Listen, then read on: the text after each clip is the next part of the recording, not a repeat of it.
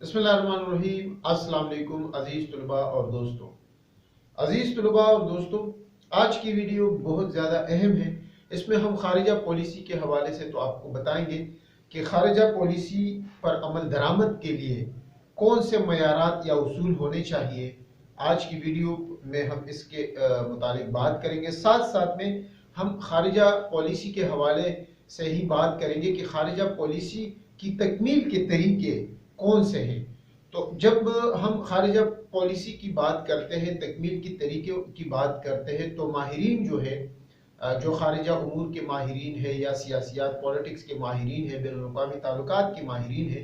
तो वो इस हवाले से 4 तरीके हमें बताते हैं कि इन 4 तरीकों से आपकी जो पॉलिसी है उसको आप तकमील तक पहुंचा सकते हैं। उसमें सियासी तरीका है, माशी तरीका है, नफ्सियाती तरीका है, फौजी तरीका है। और इसी तरह जब हम खारिजा पॉलिसी पर अमल दरामद की बात करते हैं और उसके मयारात और उसूल की बात करते हैं, तो 3 मयारात हमारे सामने होते हैं कि 3 मयार जो है वो खारिजा पॉलिसी के लिए ज़रूरी है। तो खारिजा पॉलिसी के हवाले से सबसे पहले हम बात करेंगे तकमील की, कि खारिजा पॉलिसी की तकमील के लिए जो उसूल है वो क्या है। खारिजा पॉलिसी की जब हम बात करते हैं और इसके मयार या उसूल की बात करते हैं, तो हमारे सामने ये बात वाज़िह होती है कि जब कोई रियासत अपनी जो कौमी मकासद है या मफादात के हुसूल के लिए मुनासिब इक़दामात उठाने के लिए खारिजा पॉलिसी मुरतब करती है, तो वहाँ इसकी तकमील के लिए कई मयार और उसूल भी होते हैं। पॉलिसी कैसी होनी चाहिए, पॉलिसी पर किस तरह अमल दरामद हो ताकि उसकी तकमील हो सके। बैनुल-अक़वामी ताल्लुकात के जो माहिरीन हैं खारिजा पॉलिसी के मजबूत बनाने के लिए कुछ हमें जो मयारात है वो या उसूल है वो हमें बताते हैं। उसमें सबसे पहला जो उसूल है या मयार है वो है टोस पॉलिसी। यानी जो भी हम पॉलिसी बनाएंगे खारिजा पॉलिसी, वो टोस होनी चाहिए। टोस पॉलिसी होनी चाहिए। खारिजा पॉलिसी जो है वो टोस होनी चाहिए। टोस पॉलिसी से क्या मुराद है? यानी जब आप खारिजा पॉलिसी का जो दारोमदार है या उसूल है पूरी कौमी पॉलिसी को मुतासिर करती है, और इस तरह जो कौमी मकसद होता है या कौमी मफादात को पेश नज़र रखा जाता है उसमें, और मकासद और उनके हुसूल का तरीका जो है तज्ज़ियाती मुतालिया जो है या तकाबली जायज़ा के ज़रिए हम अपनी जो पॉलिसी है टोस बनाते हैं, और इसमें हम कौमी रियासत के मकासद और मफादात के पेश नज़र खारिजा पॉलिसी की बुनियादें इतनी ठोस हो कि जिन्हें दूसरी रियासतें भी उसूली तौर पर मुतालिका रियासत की सलामियत और बका के लिए ज़रूरी ख्याल करती हों। गैर वाज़िह और उलझे हुए मकासद अक्सर आम मकबूलियत के हामिल नहीं होते। इस तरह खारिजा पॉलिसी के तहत दूसरी रियासतों के साथ तसादुम की सूरत पैदा ना हो, बल्कि हमें ऐसी ठोस पॉलिसी बनानी चाहिए जो हमारे मुल्क की मुफाद में हो और दूसरे ममालिक ये समझे कि ये जो खारिजा पॉलिसी है ये इनके मुल्क के मुफाद में है और वो भी इससे मायल हो जाए। खारिजा पॉलिसी जितनी ठोस और हकीकत पर मबनी हो उतनी ही मुअस्सर होती है। ये बैनुल-अक़वामी ताल्लुकात या खारिजा पॉलिसी के लिए ज़रूरी है कि आपकी पॉलिसी जितनी ठोस और मुअस्सर होगी तो वो उसका जो असर है वो भी बहुत ज़्यादा होता है। चुनांचे कौमी रियासत की खारिजा पॉलिसी की बुनियाद ठोस और मुस्तहकम होनी चाहिए, वरना पॉलिसी की नाकामी की सूरत कौमी मफादात भी मुतासिर होते हैं। तो ये टॉस नंबर 1 पे आ जाता है कि हमारी पॉलिसी टॉस होनी चाहिए। साथ साथ में तकमील पजीर पॉलिसी, यानी जो भी हम पॉलिसी बनाए वो तकमील पजीर पॉलिसी हो, यानी उसकी तकमील जो है वो मुमकिन हो। ऐसी पॉलिसी ना हो जिसकी तकमील ही नामुमकिन हो। यानी अगर कोई एक छोटी सी रियासत या छोटी सी हुकूमत जो है वो ऐसी पॉलिसी बनाए कि वो उनकी सोच ये हो कि मैंने जनूबी एशिया पर कब्जा करना है और मैंने यहाँ हुकूमत बनानी है पूरी जनूबी एशिया पर, या मैंने दुनिया पे बनानी है, या मैंने यूरोप में बनानी है, तो ये जो पॉलिसी होती है ये तकमील पजीर पॉलिसी हम इसको नहीं कहते। बल्कि तकमील जो खारिजा पॉलिसी को मुअस्सर बनाने के लिए और उसे आम मकबूलियत हासिल करने के लिए कौमी मकासद का जो तकमील पजीर ہے वो होना ज़रूरी है और कौमी क़यादत को रियासत के मकासद और कौमी मफादात का तरीक़ाकार इस तरह मुरतब करना चाहिए कि वो अमलन मुमकिन अमल हो, उस पर अमल करना हमारे लिए मुमकिन हो। यानी जो भी हम पॉलिसी बनाए उस पर अमल करना भी आसान हो और अमल करना हमारे लिए जो है यानी जो ऑफिसर्स होते हैं जो खारिजा उमूर के यानी जो सफारतकार होते हैं उनको उसको तकमील तक पहुंचाना आसान हो। इस तरह खारिजा पॉलिसी तरतीब देते वक्त रियासत को अपनी हैसियत से आगे नहीं बढ़ना चाहिए, यानी कोई भी रियासत ऐसी पॉलिसी बनाए जो उसके रियासत के कौमी मफादात को पेश नज़र रखते हुए उनकी जो कुव्वत पावर हो, यानी जो उनकी पावर हो नेशनल पावर उसके मुताबिक होनी चाहिए। इसलिए खारिजा पॉलिसी ऐसी होनी चाहिए जिसकी रोशनी में ऐसे मकासद का तयन किया हुआ हो जिनकी तकमील मुमकिन हो। तो ये तकमील पजीर पॉलिसी भी बहुत अहम है कि जो खारिजा पॉलिसी के अमल दरामद करने में आसानी हो। इस तरह लचक पजीर पॉलिसी फ्लेक्सिबल पॉलिसी होनी चाहिए। तीसरे नंबर पर जो हम बात करते हैं कि हमारी पॉलिसी ऐसी होनी चाहिए जो लचक पजीर हो, यानी लचक पजीरी से मुराद हमारा जो खारिजा पॉलिसी में है वो इस तरह ठोस और लचक पजीर हो जितना कि हम देखते हैं कि बैनुल-अक़वामी जो हालात होते हैं या वाक़ियात होते हैं या उनके जो ताल्लुकात होते हैं बैनुल-अक़वामी ताल्लुकात में, यानी हम आसान अल्फाज में ये कह सकते हैं कि जो बैनुल-अक़वामी ताल्लुकात या हालात होते हैं वो बहुत तेज़ी के साथ तब्दील होते हैं। दुनिया का शायद कोई और पहलू में इस तरह नज़र ना आया हो कि जितनी तब्दीली यहाँ बैनुल-अक़वामी ताल्लुकात में हमारा बाज़ औक़ात जो माजी का दुश्मन होता है वो फिर हमारा कुछ अरसे बाद वो हमारा दोस्त हो जाता है। इस तरह जो दोस्त होता है वो मुस्तक़बिल में हमारा दुश्मन बन जाता है। तो कौमी मुफादात को मद्देनज़र रखते हुए हम अपनी जो हमारी पॉलिसी है ऐसा बनाते हैं जिसमें लचक हो। भारत के साथ हमारा जो ताल्लुकात है, जब हिंदुस्तान की तकसीम हो रही थी तो हमारे इल्म में है कि लाखों मुसलमान जो है इस तरह लाखों हिंदू सिख वगैरह जो है वो मर गए थे और एक दोनों ममालिक यानी भारत और पाकिस्तान में काफ़ी टेंशन मौजूद थी। लेकिन फिर कुछ अरसे बाद हमने देखा है कि ताल्लुकात मामूल पर आ गए। अब फिर वो ताल्लुकात ख़राब है। कश्मीर पर जब उन्होंने गाज़िबाना कब्ज़ा किया है गैर कानूनी तौर पर अक़वाम मुत्तहिदा के कवानीन और आलमी कवानीन की खिलाफ वर्जी करते हुए उन्होंने मकबूजा जम्मू कश्मीर में जो आर्टिकल 35A है उसका खात्मा किया है। तो उसकी वजह से पाकिस्तान और भारत के जो मौजूदा ताल्लुकात है वो भी ख़राब है, यानी तनाव का शिकार है। उसमें बहुत ज़्यादा हम ये नहीं कहते कि एक दूसरे पर हमले करने की नौबत आई है, क्योंकि सफारतकार पाकिस्तान के भी दिल्ली में मौजूद है और दिल्ली के भी पाकिस्तान इस्लामाबाद में मौजूद है। तो जो सफारती राब्ता है वो मुनक़ता नहीं हुआ, लेकिन ताल्लुकात बहुत ज़्यादा ख़राब आप कह सकते हैं, यानी एक लिमिट तक वो ख़राब है। जंग की नौबत अभी तक नहीं आई, लेकिन LOC पर सरहद तनाज़ात जो है वो भी मौजूद है, आए रोज़ हम देखते हैं इस हवाले से। तो ऐसी बैनुल-अक़वामी जो माहिरीन हैं वो ये कहते हैं कि बैनुल-अक़वामी ताल्लुकात के मुताले और तजज़िये से पता चलता है कि माजी की तबाहकारियों के दौरान अगर उस वक़्त कौमी खारिजा पॉलिसी की माहिरीन इन बनाए बयानक नताइज का सही अंदाज़ा लगा सकते जो बाद में ज़ाहिर हुए हो तो यकीनन हालात का रुख मोड़ देने की कोशिश करते हैं। इस तरह अगर खारिजा पॉलिसी के मामलात में ये फ़र्ज़ कर लिए जाए कि कौमी मफादात के पेश नज़र कोई महसूस पॉलिसी में इस वजह से बरकरार रहनी चाहिए कि वो माजी में रोबा अमल थी, तो इससे भी बहुत सी खराबियाँ पैदा होती है। यानी खारिजा पॉलिसी के मुताबिक कोई भी फैसला दरअसल कौमी मफादात के नज़रिए के तहत किया जाता है, इसलिए कौमी मफादात की तब्दीली के साथ खारिजा पॉलिसी भी तब्दील हो जाती है। तो ये खारिजा पॉलिसी के जो 3 मयारात थे वो हमने आपके सामने रख दिए। अब हम बात करेंगे कौमी पॉलिसी की तकमील के तरीके। जो खारिजा पॉलिसी है उसकी जब हम बात करते हैं तो उसमें खारिजा पॉलिसी की तकमील के 4 तरीके हमारे सामने आ जाते हैं। तो यानी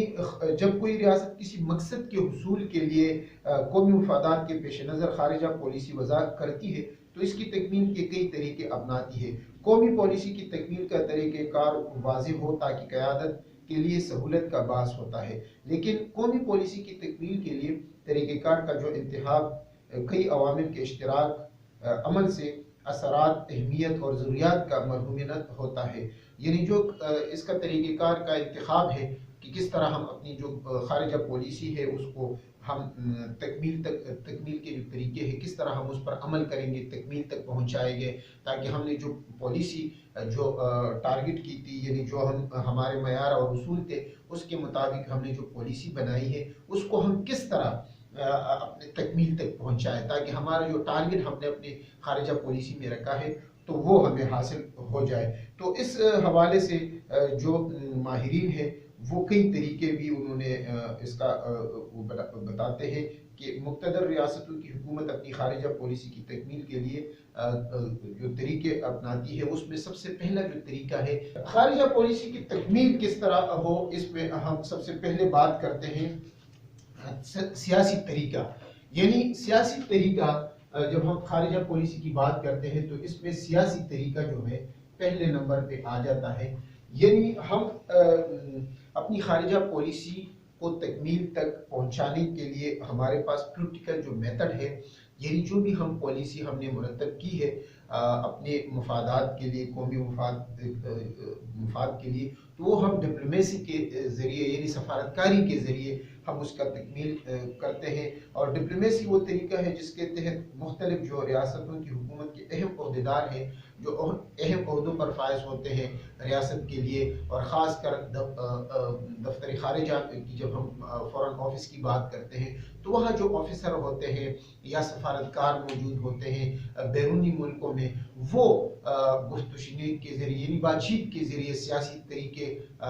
کے ذریعے اپنی جو ملک کی پالیسی ہوتی ہے وہ دوسرے ملکوں کے جو لوگ ہوتے ہیں، اہم عہدیدار ہوتے ہیں یا سفارتکار ہوتے ہیں، جو پالیسی مرتب کرنے میں ان کا کردار ہوتا ہے، ان کے ساتھ وہ ڈسکس کرتے ہیں. اور بنیادی مقصد یہ ہوتا ہے کہ اپنے ملک کی جو پالیسی ہوتی ہے، خارجہ پالیسی، اس کو مد نظر رکھتے ہوئے دوسرا جو ملک ہے، یعنی جو جن کے ساتھ آپ بات چیت کرتے ہیں سیاسی طور پر، اور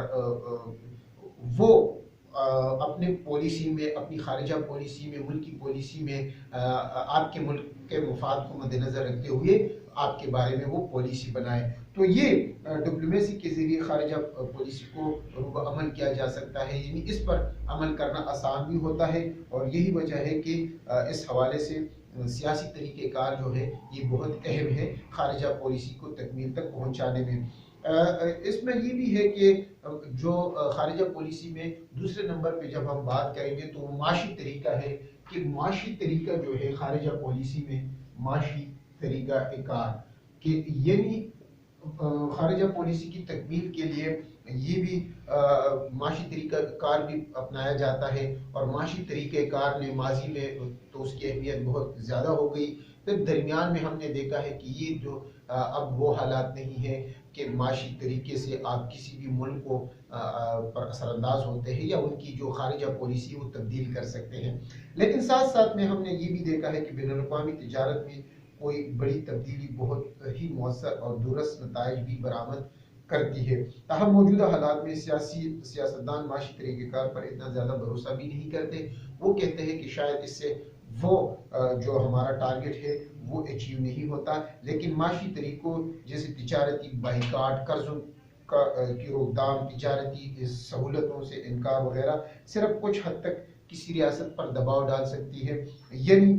اس میں ہم دیکھتے ہیں کہ آج کل کے حالات کے مطابق یہ طریقہ مکمل طور پر مؤثر نہیں ہے، تاہم کچھ حد تک معاشی دباؤ سے دوسری جو ریاستیں ہیں ان کے لیے مسائل بھی پیدا ہوتے ہیں. لیکن ہم نے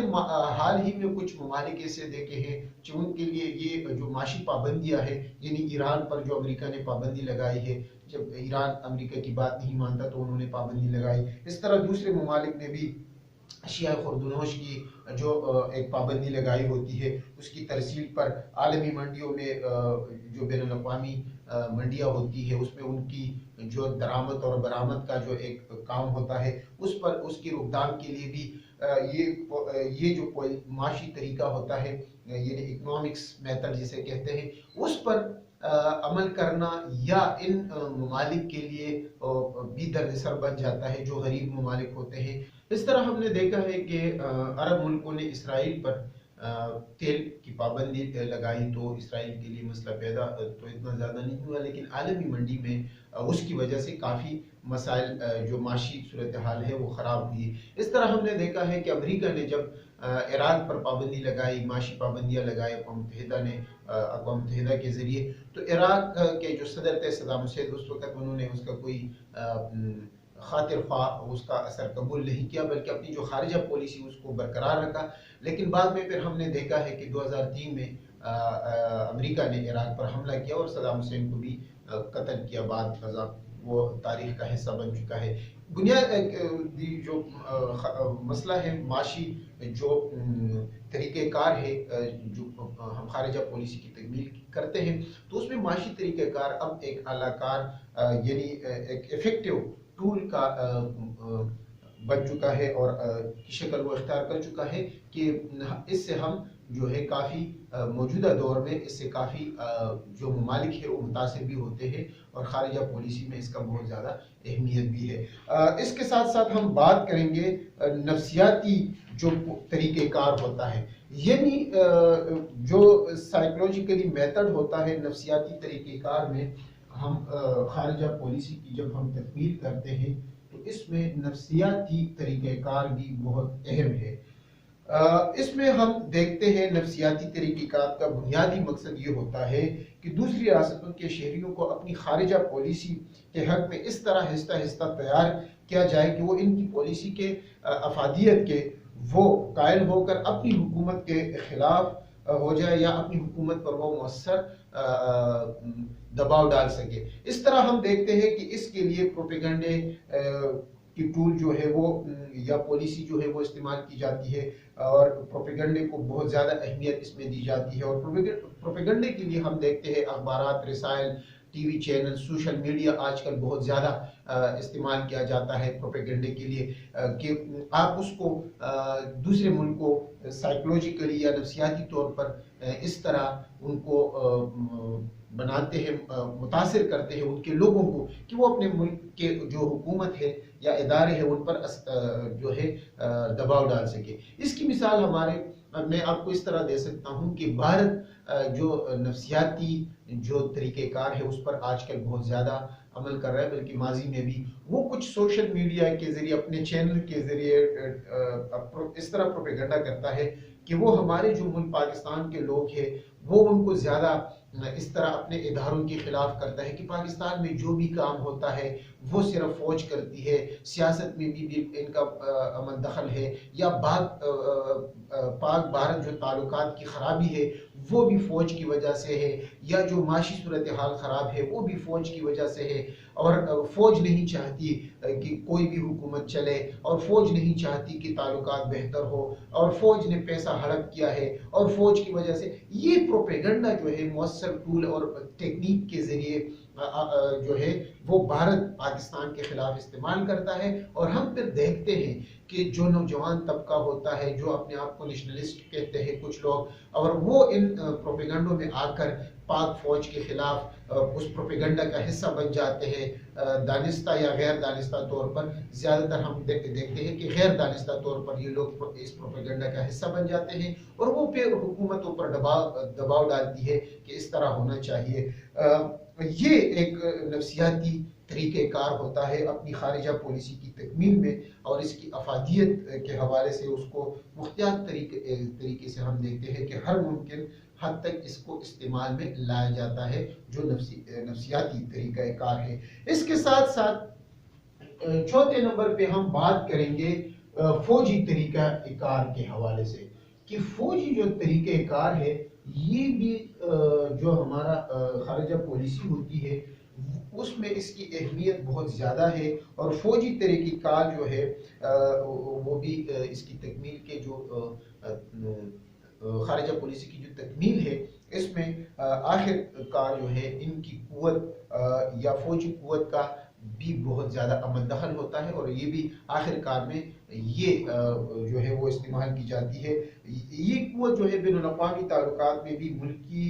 معاملات کی طرف فیصلہ کن کردار ادا کرتی ہے۔ اس لیے خارجہ پالیسی بنانے والے اس سے باخبر رہتے ہیں کہ کس طرح بعض حالات میں قوت کا استعمال جو ہے وہ ضروری ہوتا ہے، کیونکہ کسی بھی بڑی قوت کی طرف سے محض دھمکی دوسری چھوٹی جو ریاستوں کو مسلح لڑائی جھگڑے یا جنگ سے اور کے بغیر کسی معاہدے پر وہ تیار کر سکتی ہے۔ تو اس میں ہم دیکھتے ہیں کہ قومی ریاستوں نے عمومی طور پر جنگ کو قومی پالیسی کے آلہ کے طور پر بہت کم استعمال کیا ہے، لیکن یہ جو ایک استعمال ہے بین الاقوامی تعلقات میں یا خارجہ پالیسی کی تکمیل اور افادیت اور اس مقصد کو پورا کرنے کے لیے اپنی قومی مفاد کو مد نظر رکھتے ہوئے فوجی طریقہ کار جو ہے وہ صرف اب ہم دیکھتے ہیں کہ جنگوں کے ذریعے استعمال نہیں کیا جاتا، دھمکیوں کے ذریعے استعمال، فوجی قیادت کو استعمال نہیں کیا جاتا۔ اب ہم دیکھتے ہیں کہ جو فوجی قیادت ہوتی ہے وہ بھی خارجہ پالیسی میں ان کا کردار بہت اہم ہوتا ہے، ان کا جو ویو ہے اسٹریٹجک پوائنٹ آف ویو کے لحاظ سے وہ بھی بہت اہم ہوتا ہے۔ اور ہم نے دیکھا ہے اگر ہم پاکستان کے پوائنٹ سے بات کریں یا سپر پاور امریکہ یا چین کی بات کریں، دوسرے ممالک کی بات کریں، تو ان کے جو عسکری جنرل ہوتے ہیں، عسکری جو جرنیل جو فوج کے سربراہ ہوتے ہیں، انہوں نے بھی اور یا جو دوسرے انٹیلیجنس اداروں کے سربراہ ہوتے ہیں وہ دوسرے ملکوں کے دورے کرتے ہیں، وہاں کے پولیٹیکل جو لیڈرز ہیں، سیاسی رہنماؤں سے بھی ملتے ہیں، حکومت اور اپوزیشن دونوں سے۔ ان کا بنیادی کردار کیا ہوتا ہے کہ وہ اپنے ملک کی جو خارجہ پالیسی ہے اس کو مد نظر رکھتے ہوئے اس کی تکمیل کے لیے دوسرے ملکوں کے جو رہنما ہے یا سربراہان فوج ہے سیکورٹی کے اداروں کے، ان کو وہ قائل کرتے ہیں، ان کو وہ بتاتے ہیں کہ ہماری خارجہ پالیسی کیا ہے یا کیا ہم چاہتے ہیں جو قومی مفاد میں ملک کے ہو۔ اس لحاظ سے ہم پاکستان کی مثال، ہمارے بہترین مثال ہمارے سامنے ہے کہ جب بھی کوئی مسئلہ پاکستان کا خارجہ دروازے پہ یا خارجہ سطح پر پیش آتا ہے تو ہم دیکھتے ہیں کہ ہمارے جو سربراہان فوج ہے، عسکری اداروں کے جو سربراہ ہیں، وہ بیرونی ملک جاتے ہیں، وہ سعودیہ جاتے ہیں، وہ ایران جاتے ہیں، وہ دوسرے ممالک کے ساتھ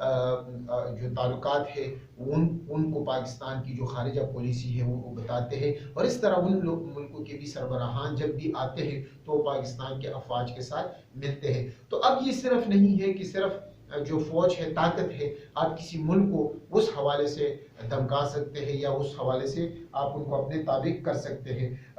اس میں اس حقیقت سے انکار نہیں کیا جا سکتا کہ خارجہ پالیسی میں کسی ریاست کی فوجی قوت بہت مؤثر کردار ادا کرتی ہے، یہ ایک حقیقت ہے جس کو کچھ لوگ پاکستان میں مانتے ہیں، کچھ نہیں مانتے۔ وہ یہ کہتے ہیں کہ نہیں، فوجی جو طاقت ہے یا جو فوجی طریقہ کار ہے اس کو بالکل نہیں ہونا چاہیے۔ دنیا کی جو تاریخ رہی ہے، جتنا ہم نے پڑھا ہے بین الاقوامی تعلقات میں یا ہسٹری میں یا انٹرنیشنل جو ریلیشن میں جو بھی تاریخ ہماری گزری ہے پولیٹیکل سائنس میں، اس میں ہم نے فوجی قیادت کا کردار جو ہے وہ ہمیشہ مؤثر رہا ہے، اس سے آپ انکار نہیں کر سکتے۔ وہ امریکہ ہو، برطانیہ ہو، فرانس ہو، جرمنی ہو، چین ہو، انڈیا ہو، پاکستان ہو، بنگلہ دیش ہو، کوئی بھی ملک ہو، تو ان کی سربراہوں کا کردار جو ہے وہ ہمیشہ رہا ہے۔ لیکن ہمیں یہ دیکھنا چاہیے کہ وہ کردار پازیٹیو ہونا چاہیے، وہ کردار ملک کے مفاد میں ہمیشہ رہتا ہے اور ہونا چاہیے۔ جو دوسرے معاملات ہوتے ہیں اس میں بالکل واضح طور پر واضح ہے کہ جو سیاسی مسائل ایشوز ہوتے ہیں اس میں نہیں ہونا چاہیے، لیکن اگر وہ مثبت کردار ادا کرتے ہیں پولیٹیکل سیٹلمنٹ کے لیے تو اس میں کوئی حرج نہیں ہونا چاہیے۔ یہ ایک حقیقت ہے جو فوجی طریقہ کار ہے۔ تو میرے خیال میں خارجہ پالیسی میں یہ جو چاروں جو ہم نے پڑھے ہیں طریقہ کار، جو میتھڈز ہم نے پڑھے ہیں کہ ہم نے خارجہ پالیسی کی تکمیل کس طرح کرنی چاہیے، یہ چاروں طریقے جو ہے وہ آج کے دور میں بہت مؤثر ہے، بہت ضروری ہے اپنی ملکی مفاد کو پائے تکمیل تک پہنچانے کے لیے۔ تو دوستو اور عزیز طلباء، آج کے لیے اتنا ہی، انشاءاللہ نئے ویڈیو میں دوبارہ حاضر ہوں۔